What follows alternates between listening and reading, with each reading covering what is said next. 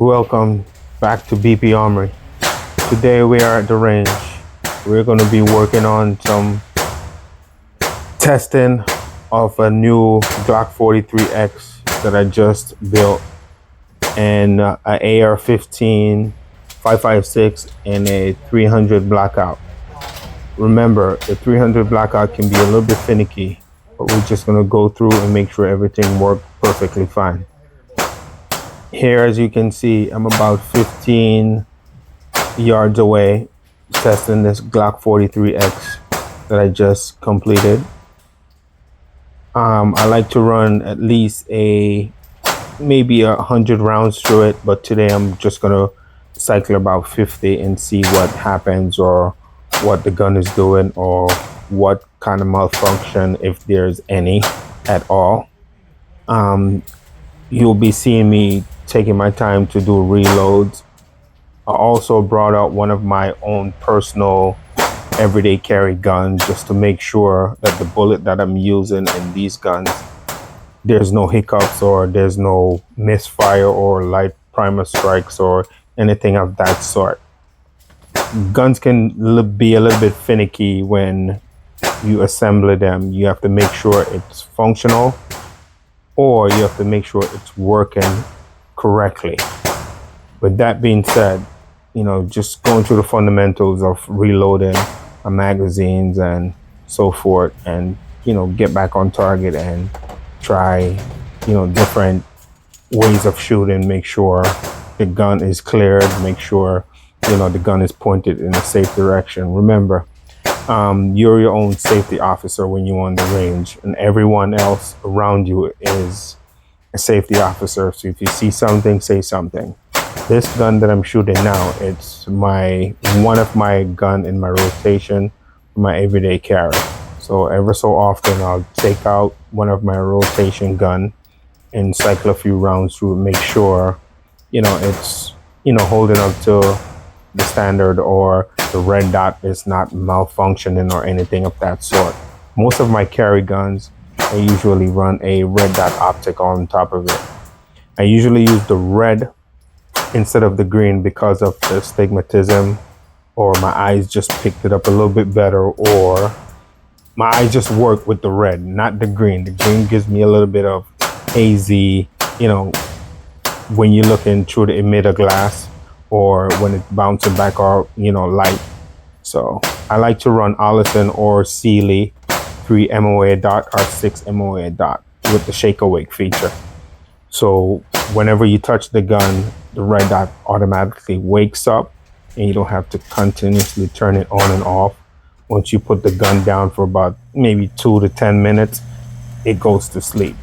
As you can tell, I'm kind of shooting to the left a little bit. I'll just have to watch how many trigger finger I have on the trigger itself, or just the right amount of pressure when squeezing. I'm just going to change the target now and put up a fresh one, and then go ahead and maybe do another 15 or another 10 round mag through it and see what happens. So let's just pay attention to what the gun is doing itself. And maybe I'll usually go out to 15 to 20 as far as distance is concerned. Okay, here we go again. This is the 43X. I'm just gonna put at least 5 or 6 rounds through it and see what happens. It seems like the slide is not reciprocating fast enough to catch up with whatever is going on. So I'm clearing the gun, make sure. As you can tell, I just had a malfunction, a light primer strike. So it could be that the gun needs a little bit of grease or a little bit of oil, and then I'll go from there. I'll just see if I can, figure out what's going on, and then take it from there. Remember now, you're not going to get everything perfect the first time.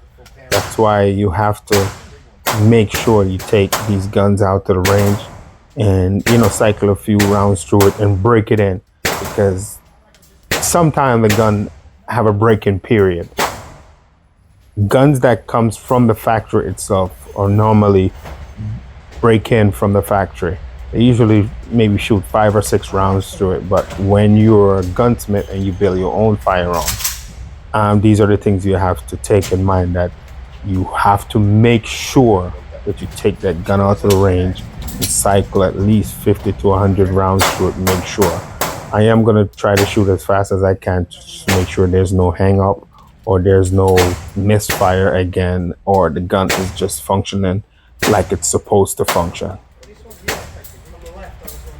Now this is going to be my last 15 to 20 rounds that I'm going to go put through this gun, and then I'm going to pack it up and switch over to the AR-15 or the 300 Blockout. And then, you know what I mean, take it home, clean it. Now the gun is working perfectly fine. As you can tell, see how many shots I'm putting on target. I'm loading the last 5 or 6 rounds and cycle it through it again. And I'm gonna see if I can, you know, speed it up a little bit with my shooting.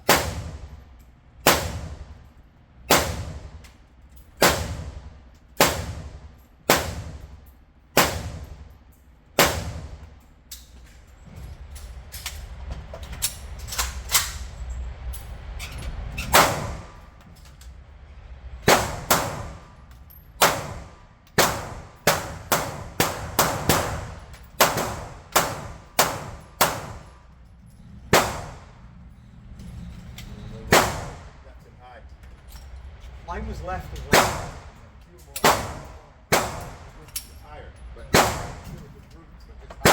Want a new full one? Yeah. Let these cool off a bit.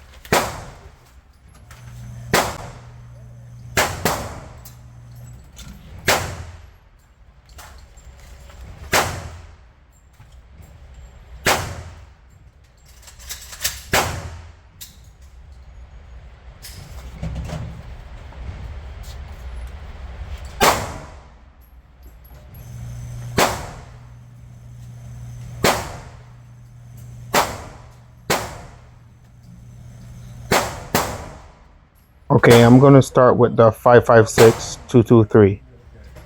Anything less than 16-inch in barrel length is considered a pistol, not an SBR. There's different variant or different types of SBR or pistol. Once it has a pistol brace, it's considered a pistol, and your concealed permit covers it. It's not, you do not need a $200 tax stamp for a pistol. Anything less than this one that I'm shooting now is a 10.5 inch in barrel length. Please remember to share, like, and subscribe.